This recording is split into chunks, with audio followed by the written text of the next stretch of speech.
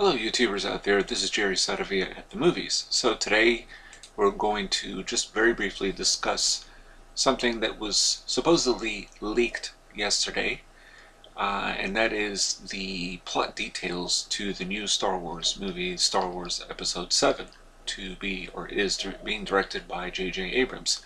So the unofficial word apparently comes from a respected source called Badass Digest, which I've never heard of before. And essentially this is what they claim, that they received leaked plot details. They don't say from where, and none of this has been deemed official. Basically it's this, they describe how the movie starts, and that is, it's a standard Star Wars crawl, and as we all know, and when it ends the camera pans up to the stars, but instead of a spaceship zooming into frame, we see a severed hand tumbling through space. The severed hand is gripping a lightsaber, which is sort of interesting. The hand falls into a desert planet, presumably Tatooine, although we don't know, and is discovered by characters who will be our heroes. One is Daisy Ridley, the other is John Boyega, who's playing someone trying to change his path in life. And they recognize the lightsaber as a Jedi relic and decide to return it to the proper people. Their quest takes them off-world. They meet up with Han Solo and Chewbacca, who aren't flying around in the Millennium Falcon anymore, but are piloting the Millennium Falcon. I don't even know what that means. I mean, they were always the pilots to the Millennium Falcon. I don't see how that's a spoiler at all. Anyway, Han and Chewie recognize the lightsaber as Luke Skywalker's, and they say they haven't seen their friend in 30 years since the events of Return of the Jedi. Meanwhile, a quest is beginning here to find the missing Jedi Master.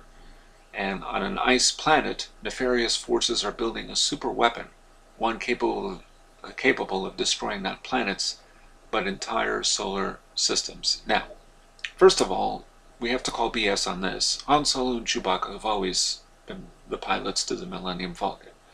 Han Solo is the main captain of the Millennium Falcon. He is a pilot.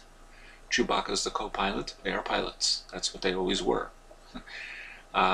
Smugglers at one time, perhaps, but maybe 30 years after Return of the Jedi, they're not quite like that anymore, because supposedly Han Solo was redeemed even in the first Star Wars movie, Episode 4, to the rest of you, A New Hope, meaning he wasn't going to be a scoundrel anymore or a space smuggler. And as we all know, even it was suggested in the Star Wars novels, which I guess, I'm not even sure if they were ever really considered canon, that Han Solo used to work for the Empire. In other words, he worked for anybody just to get, money. Now, so they've always been pilots. Now, the severed hand, kind of interesting, a little intense to start a Star Wars movie like that, because, yes, I mean, there certainly were some intense elements to Episode 3, but to start a Star Wars movie with a severed hand seems a bit much. It would be one thing if a lightsaber was drifting in space and it fell onto a planet. I could accept that more than a severed hand, only because it might be just too much to begin a movie like that. So I'm calling bullshit on that, but who knows. Now the other thing is, first of all, Daisy Ridley and John Boyega. Now, if we are to believe, although I don't think it's been rendered official, that Daisy Ridley's character plays Princess Leia's daughter, that would mean that the daughter is also Han's daughter, which I guess that's presuming that's the direction they're going in. That Han and Leia, because at the end of Return of the Jedi, they are together. They never got married, so we assume this happens 30 years down the road. So if that's the case, then why would they meet up with Han Solo and Chewbacca? I mean, I don't understand. I mean, something's missing there.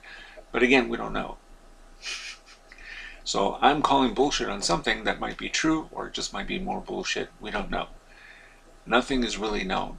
It's an interesting idea, but I am not sure they would ever start a Star Wars movie with something quite that intense. Because to see a severed hand, I mean, we can accept that when we see it in Saw or any horror film, really.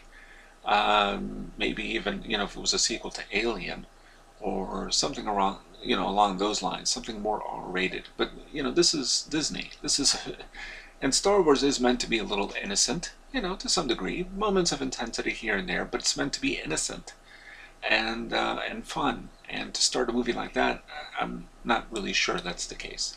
But who knows? I could be wrong, and maybe that's the direction they're going. But remember, we're talking about Disney here. But also, keep in mind, we don't even know who's playing whom. With the exception of, Harrison Ford, we know is Han Solo. Mark Hamill, we know is Luke Skywalker. Carrie Fisher is Princess Leia. Chewbacca, played by Peter Mayhew. Anthony Daniels is C-3PO. R2-D2 is back. Okay, we know all those. But we don't really know the rest of the characters, although we do know Adam Driver plays a villain. What sort of villain, we don't know.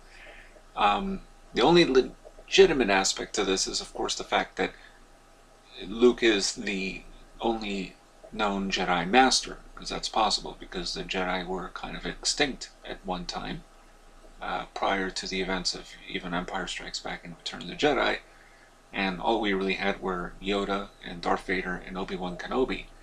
But Leia Force might be strong with her. Alright, we'll leave it at that for now. And reveal more news as it comes. Interesting, but I think too intense for a Disney production. If you really think about it, that's what this is. And Star Wars is meant to be innocent, so consider that for a moment. And this is Jerry Saravia at the movies, returning hopefully in the near future, fairly soon, with more Star Wars Episode 7 news as it rolls along. And I'm signing off.